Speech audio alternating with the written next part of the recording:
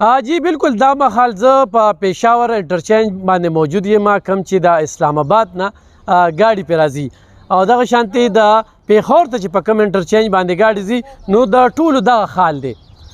څه د 13 کروړو پورې زیان شوی دی. دلته کې چې کوم امبولانس دی هغه خو هم سوځولی شوي دي. دلته کې چې کوم ګاډي دي هغه خو هم سوځولی شوي دي.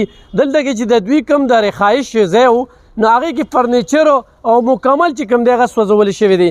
دا تاسو ګوره چې کوم ګاډي راځي د اسلام آباد نه یا د لاهور نه راځي نو دلته کې چونکې د اسلام آباد یا د پېښور انټرچینج دی یا نوښار صوابۍ نه نو بالکل کلو هغه روان دي او د هغې نه هېڅ قسمه پیسې چې کوم دي نو هغه نه اخیستل کېږي. د هغې وجه دغه ده چې باقاعده هغه کوم کاونټر دي نو دې کې پیسې خو هم سوځولي شوي دي. دې کې په دغه ټیم باندې پیسې وي هغه پیسې هم سوځولي شوي دي.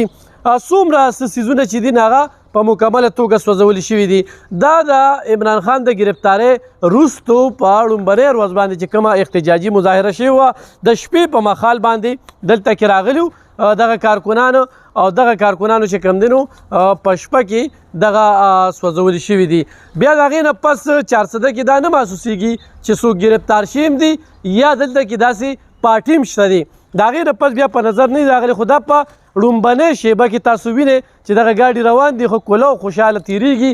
د هغوی نه چې کوم دی نو هېڅ قسمه پیسې هغه نه وصولیږي. نو دغه یو ډېر لوی زیان شوی دی په چارسده کې او دلته کې د دې انتظامیه وایي چې تر 13 کروړو پورې زیان شوی دی او تر 13 کروړو پورې داسې شوی دی چې تاسو ته زه ښیم چې دا وګورئ جي شاته دغه بکسې چې کوم دی نو هغه سوځولي شوي دي. ورسره هغه ګاډي دي امبولانس دی او ډېر لوی زیان شوی دی. دا تاسو دلته کې زه تاسو ته لږ شانتې دا مو ښیم چې تاسو وینئ چې دلته کې دغه دي پکي چې کوم دی نو هغه دغه دي پراته دي او هر څه چې کوم دی نو په دغه ځمکه باندې پراته دي. شیشې غونډې ماتې شوي دي. د دې نه کیمرې وړل شوي دي.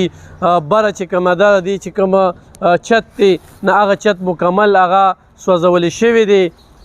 ورسره چې کوم دی نو دلته کې چې کوم د دوی دپاره جرنیټر هغه سوځولی شوی دی. د دوی دپاره چې کومې کاونټرې وي هغه سوځولی شوي دي. نو ډېر په لوی مقدار کې زیان شوی دی. خو دلته کې د پولیس ترمه چې 2 FIR شوي دي FIR لا بندې ساتلي شوي دي. په هغې کې چاپې روانې دي. ګرفتارۍ څومره شوي دي تر دې وخته پورې پولیس وایي چې 4 کسه ګرفتار شوي دي او د 900 نه زیاتو خلکو باندې FIR شوي دي.